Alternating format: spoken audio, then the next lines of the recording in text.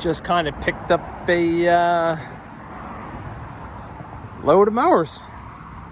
A little unexpected, but things kind of just fell into place and made an offer and got a trailer of mowers. So, going to be working on these. I'm kind of excited about the commercial lawn boy. I've never actually owned one of these, and they're pretty cool.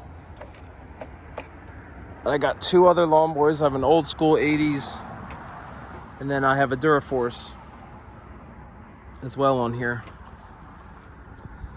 So I might be starting a little lawn boy collection. I already have one I haven't made a video on yet, though.